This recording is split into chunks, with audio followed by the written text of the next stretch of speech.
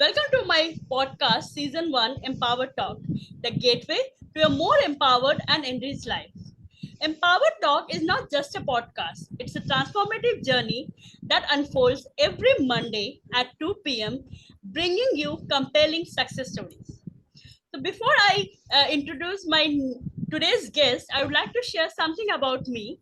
Well, my name is Arpita Chatterjee, and I have embarked my professional career at the age of 19 years. I have more than 20 years of work experience in the education industry as business head. I have worked, and for last 3 years almost, I was into working very closely with eminent life coaches, and now I become a certified mindset and life coach, and also exploring as a speaker, as a corporate trainer. So my today's guest is very multi-talented person, and she is a delivery excellence and risk governance leader. She is certified NLP practitioner. She is speaker and advocate for resilience, founder of Women's Self-Expression Accountability Community. So please welcome Miss Midhu Luke. Luke is the correct surname, if I'm not mistaken. How you pronounce it? Luke. Okay. Luke. So welcome, Midhu. So please share something about you, which I have missed, and I thank you so much. Yes. I think you're into investigative journalism. I don't think you've got anything which has not been covered yet. But yes, thank you so much for giving me this opportunity to interact with you and be a part of your journey here, Empowered Talks. I'm based out in Bangalore, and I've got nearly the same amount of work experience as you, covering banking, BPO, and the consulting space. I worked both in BFSI and non-BFSI, but my chunk of my experience really comes from the BFSI sector. So besides my workspace, I am someone who likes traveling, who likes writing, um, speaking, of course, reading a little bit whenever my lazy bones permit. I like gardening. And just generally exploring life. There is so much to explore, and my one of my purposes, I believe, is to lead a fuller life. So that's a Wonderful. little about me.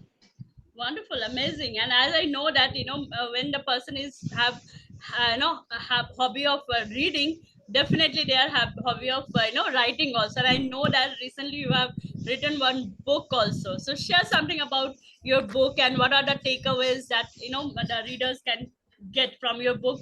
That is grief and loss, right? That's very interesting. Sounds interesting. Yes. Thank you. That was an impromptu decision that I made when I went to the Bangalore Literary Festival.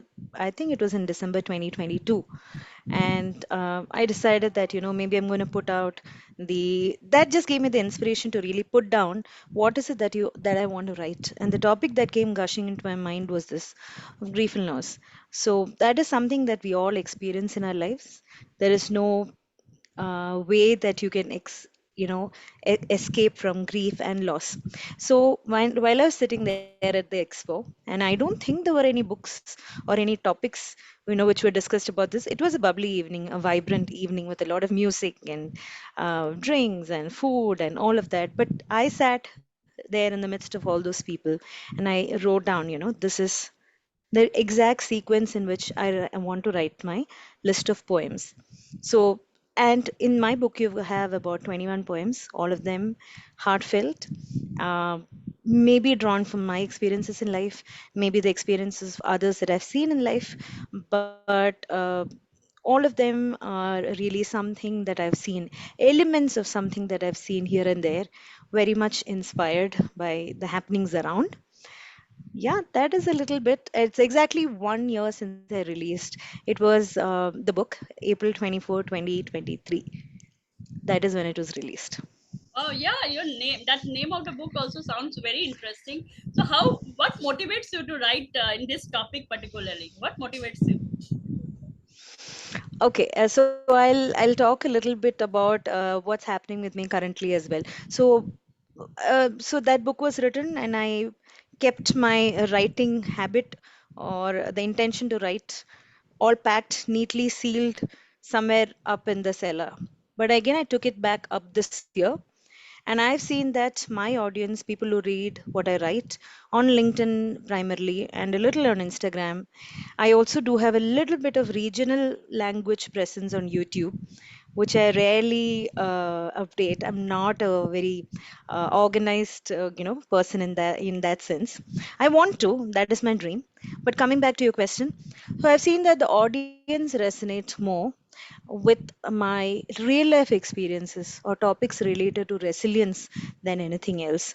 But I've also tried and tried my hand at process excellence, relating real life stories out there also. But when it's something personal, I think the audience is able to resonate. Sometimes there are people who get back to me on DMs, and also when I talk about these kind of topics in a stage setting or in a small gathering of women mostly, or maybe some mixed group as well, the kind of questions that I get are varied, and they really touch your hearts. They ask for advice, maybe they ask for sharing experience, maybe they open up primarily.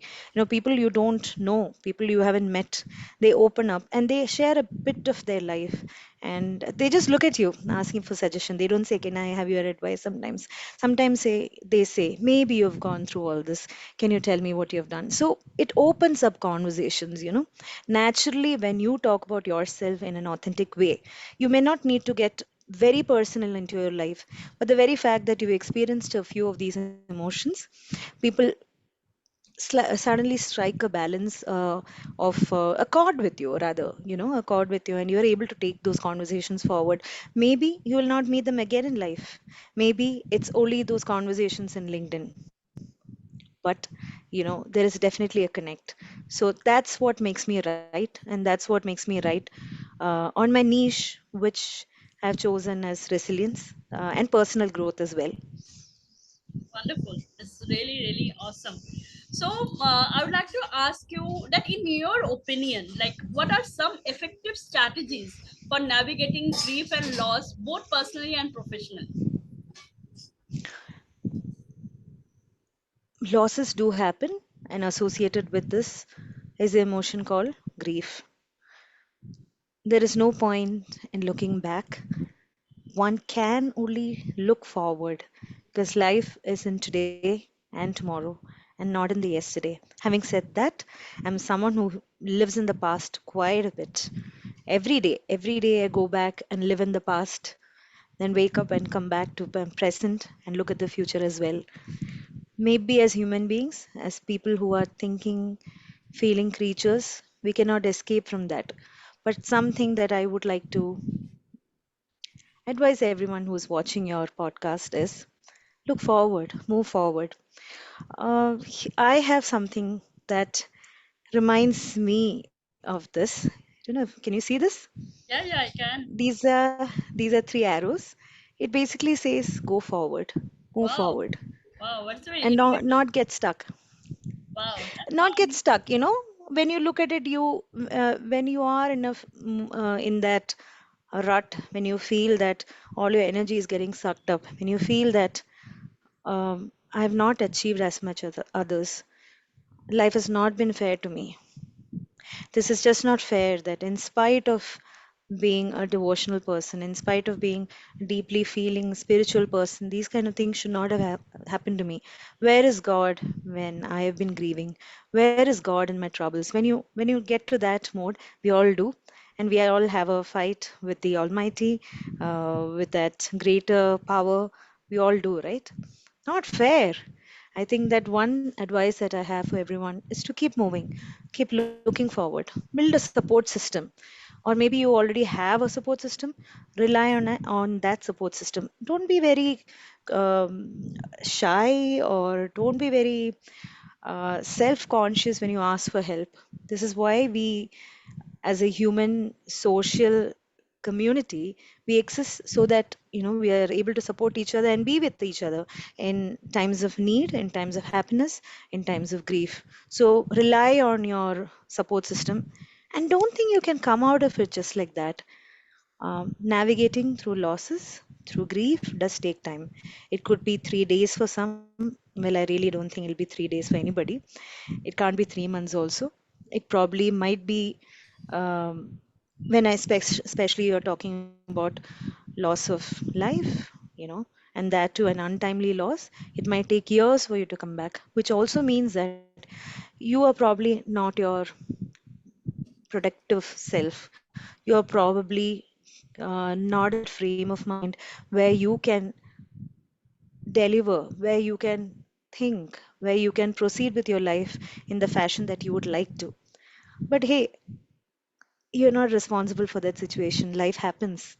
So set small goals and just navigate along. Have patience with yourself and maybe to the community around. Maybe they don't understand what you're going through. They're going to ask you questions that's going to pull you down. Maybe you don't want to face them.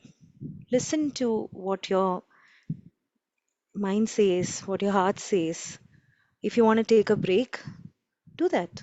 If you want to just be by yourself, isolate yourself, do that. Do whatever works for you. Set small goals and move forward. If community is not your way of doing things, you want to do it yourself, that's fine too. Do what works for you. The idea is to come out of the situation. And if you want professional help, that's okay too. There is no stigma attached, especially in our day and times. Everybody goes for grief counseling, everybody goes for mental health, upliftment. Go for all of that. Do whatever is needed. Maybe sometimes you can't navigate on your own. That's fine. Let's see how we can get out of the situation and start living a life that's normal. That's a lot of stuff, but I hope it was helpful. Beautiful. You have beautifully said one thing that is, that I also completely believe, me being a mindset coach, that connecting with the God is very important, and ask for help. That is something that also need a lot of courage. Like, I know that, I, and 3 years back when I have joined, I had an anger issue, and people maybe feel that it's a common anger is a common, but no, it's an issue actually. And when you can accept that, then only you can overcome it.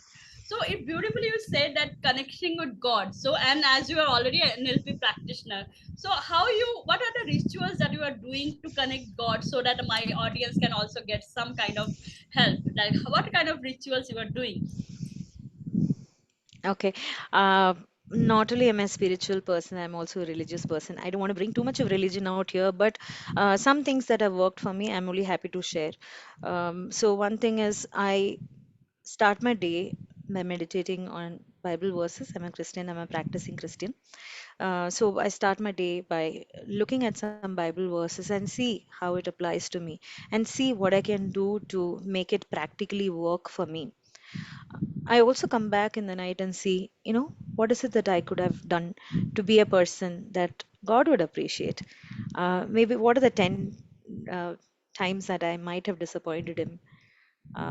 May not even be 10, maybe even 20, but I can only take 10 a day. So take it and see that I don't repeat the next day, or make an attempt to not repeat those areas that you earned. It's a daily process. You might take months, weeks, I don't know, years, decades. I really don't know. It's everybody's pace and speed. Your journey, your pace, your speed, right? So that is something that I do. So meditate and reflect back. Another thing that I have been doing for the last decade or so is to have in-depth Bible study with a group of women, and what we do is we meet once a week. In fact, I've got 2 meetings in a week with the same group now, for because I've also been leading these Bible studies for the last 3 years. So every year we look at a particular book or curriculum. So this year it was the book of John, and that's going to wind up now. So just like a school curriculum, we have about 8 to 9 months of study.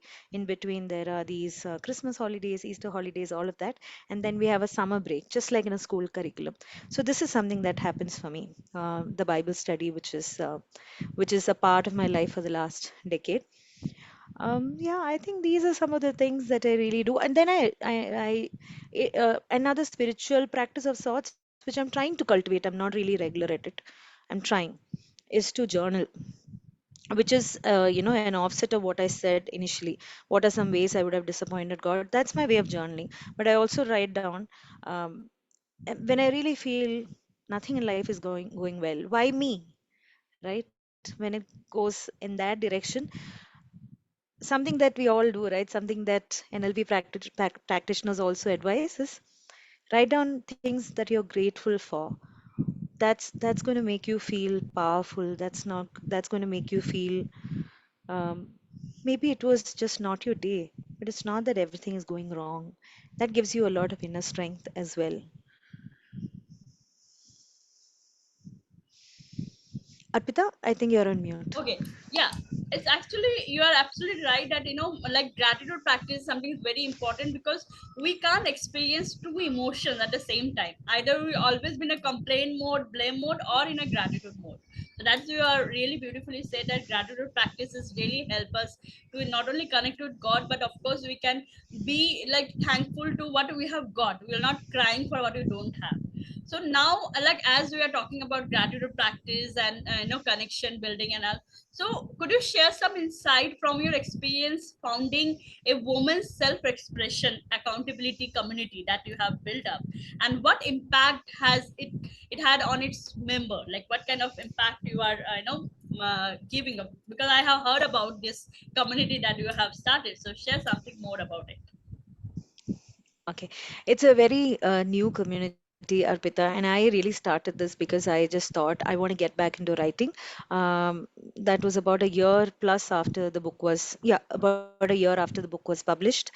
And I thought I want to start writing, and I had already started writing consistently on LinkedIn. And I was looking at just about two or three people to continue this journey who will hold me accountability partners.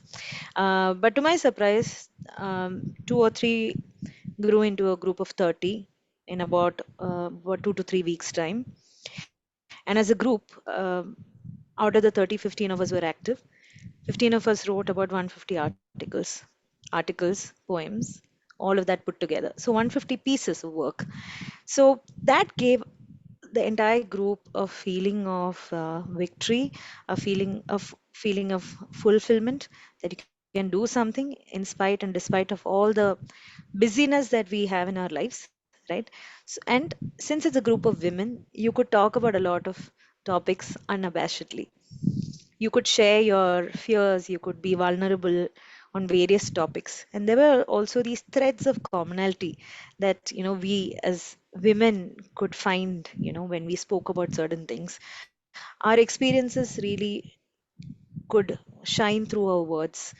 What has what one has gone through, that really came out through the words. That's a poem or a art, piece of writing, prose, or maybe if it's a video that you like to uh, use to express your feelings, or maybe it's a voice message. So we tried different kind of, you know modes of communication on self expression: writing, speaking out. So our motto says, write it, speak it, and live it. That's Wow. what our, yeah, slogan or our tagline is.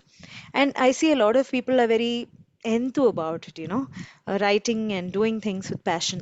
But there are a lot of people also who are silent and observing, and sometimes they write and they don't even post it on that common platform that we have, and that's fine, right? The idea is to create practice, to create that motivation to self express. So that is what we intend to create. It started as a very small idea. I didn't think it would go beyond a month, but then there was enthusiasm, so we uh, officially call it the Word Crafters Guild. We have also opened a YouTube channel where you will see a lot of videos of mine, because folks in my group are not very comfortable coming in front of the camera, and probably even that's not something that they want to do. So each to their own, however you want to express, whether it's, writing diary and then covering it up and posting it there just so that we know that you've actually written something, to actually making videos and posting it, or maybe writing and posting things on the social media, or doing a podcast. One of my group members have got a podcast channel of her own. So you see different shades, and somewhere this is all binding us together, and we see that as a happy place where we can just open our minds and hearts and share a bit of our feelings, not getting very personal, but still share a bit of a happy place, a home to go to. Beautiful. But how you balancing all those roles, because you already like you're working also, and plus of course you are going for the leadership like position and advocacy of writing, speaking, and of course you are doing some cyber security, a lot of things you are doing. So how you balance your all these roles? How do you balance? You do a lot of stuff you're by yourself. Yes, of Isn't it? course. You do a lot of Planning, stuff. Yeah. planning and all thing is required, but still, but you suggest. Of course, there's time management skills is new. We need to learn it when you have to balance a lot of things. But what's your suggestion about this? I don't remember ever saying that I don't have time. I've only taken more stuff, and people around me have gotten a little uncomfortable. How can you take on more stuff? Or you really say that you have time to do this sort of thing? My retort is that if something is of importance to you, if you value something, you will find time for it. It's never an excuse. So we also live in an era where I didn't have to come and meet you. It's a Zoom meeting. So I saved a lot of time here. I know we are in two different states, but even if you were in the same city, and I live in Bangalore, we are notorious for our traffic, it would have taken a lot of time to travel. So there is a lot of advantage right there built into our system that gives us all more time to experiment with things. And maybe there are things that you will try, experiment, and then say, kiss it goodbye, saying, okay, it's only for this time. And Yes, that's it. once. We'll do it neatly. Yes. And the most important thing what I feel is that passion. Like, if you are passionate for doing something, now then you don't feel burdened, because you feel less time when you really wanted to do something which you are not in interest. Like, then all that also is very important role. And second thing I believe is priority. Like, if you can set your priority in a proper way, like, okay, this is my priority job, and this is I can delegate. Delegation is also very plays a very important role. It's not like everything you can do. No one can be a superwoman, and that is the mistake that most of the women are doing. Then they are working women, and still they prefer to do all thing, household thing and all. I completely believe that women should not feel like they are superwoman. They need to balance, and they can balance only when they can delegate the task. It's not like all tasks you need to do. So that I believe is one of the I can add about this time management thing. And now, Absolutely. yeah. So now, please share something about your this your niche is resilience.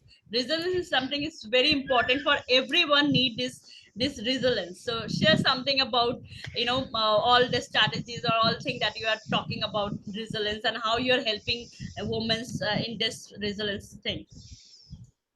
Okay, sure. So, Arpita, if you see whatever we have been speaking out in the last 15, 20 minutes, 30 minutes, there is a connection, right? I know you can't see my background, but basically it says grow, adapt, and thrive. So, whatever we have been speaking so far, the common thread is grow, adapt, and thrive, which is referring to resilience. Whether it's my cybersecurity journey, companies grow, they adapt, and they thrive in this area, in this era where there are a lot of fraudsters, there are a lot of things which are going on, which may not be exactly the most conducive of environments to live on. So you grow, adapt, and you thrive.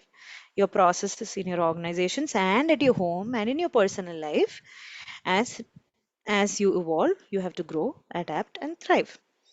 So resilience is about coming back to a point of normalcy even after facing setbacks, even after facing challenges.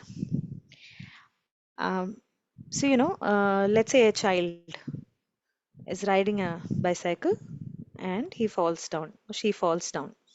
They'll just stay there for a while and go on crying until somebody gives them that attention, lifts them up, and then gives that cycle a tuck. Why do you do this to the child? Okay, then with that one action, they are ready to go. Finished, crying over. Um, Resilience. We may not really have anybody to do that for us with us. We may need to act on our innermost fears. We may need to act on our innermost insecurities and slowly climb up because Again, like I said, the common theme is to move forward. Believe that the universe has some plans for you and there is a bigger purpose in your life. Setbacks will happen. You just need to navigate it and move on. And different kind of setbacks, okay? Setback can be job related, can be financial security related, losing a loved one, um, having a lot of these happen all together at the same time, which means that personally also there are bodily also there are setbacks which are happening. Like an elastic rubber band can stretch. Somewhere it'll break, or it may not break, but then it'll lose its elasticity to come back. You know, we are also like that, but we need to make conscious efforts. So one thing that can really help in this journey of resilience is communication. Let me also combine that NLP related query that you picked up with me sometime back. I think one of the areas that we all, I feel, lack is communication. Not because we are not great communicators, just because we don't have the time.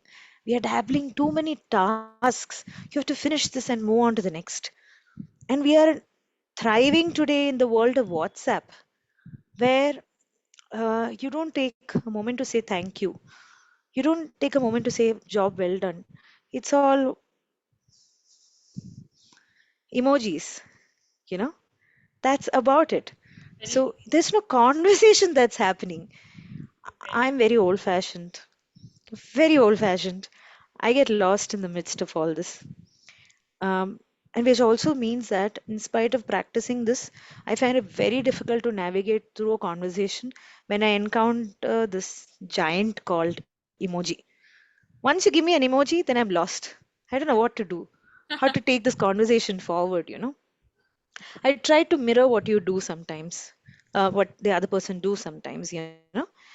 Send an emoji back, but then emoji, there's no conversation. So you sometimes try and mirror what they do, or try and see things from their point of view. But somehow I feel, including me, uh, we're not taking enough efforts to keep that communication and spark and relationship live.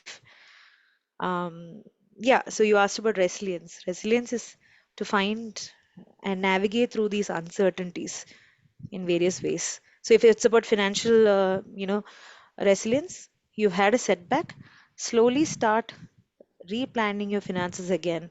Set a target where you want to reach and take small steps. Be extremely patient. Be extremely patient. It's going to take you time and build up those muscles once again. Especially you're standing at a place where you've got self doubts and you're failed in your mind at least. Some you may have actually failed, or you may have faced something which is very uncertain, which you didn't expect at all.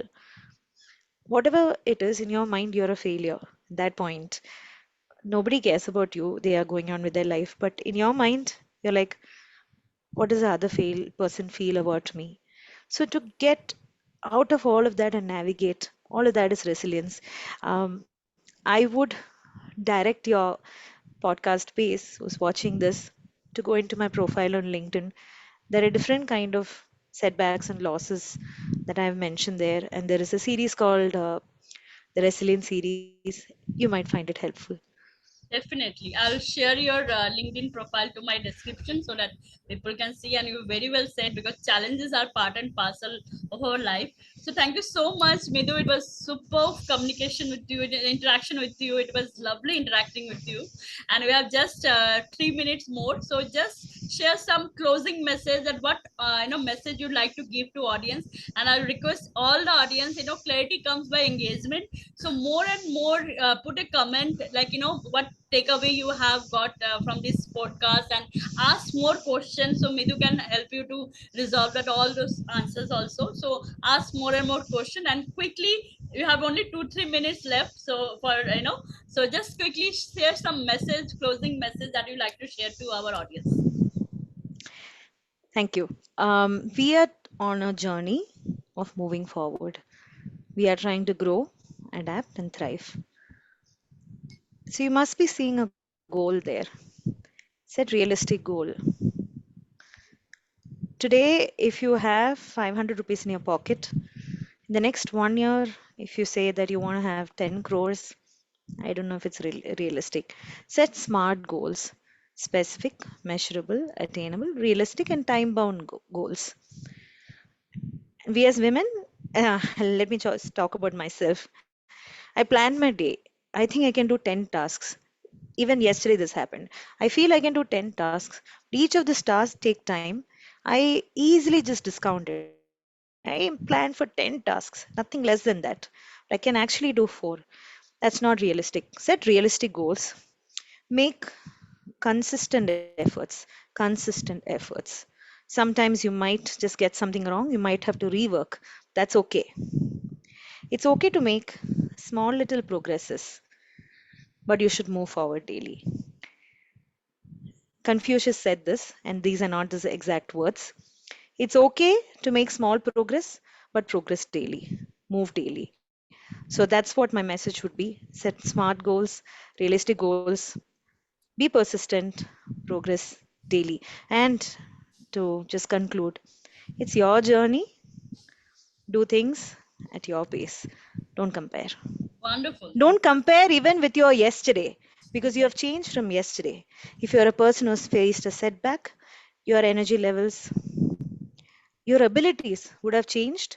I don't know whether it would have decreased or increased, but you're not the same person. You're a different version. There's not no point even comparing with your yesterday. Super. That's it. Wonderful message. And yes, you are right. Yesterday is history, tomorrow is mystery, today is present. So enjoy this gift of life. That is very, very important thing. And I lovely talking with you. It's really, I'm also get a lot of, lot of inputs from you, how we have to resilience and all that thing. It's really, I'm very sure that, audience also get a lot of good positivity and motivation from you. So thank you so much once again for joining my podcast. So thank you so much. Thank you so much for this lovely evening. Thank you so much. Bye. Take care.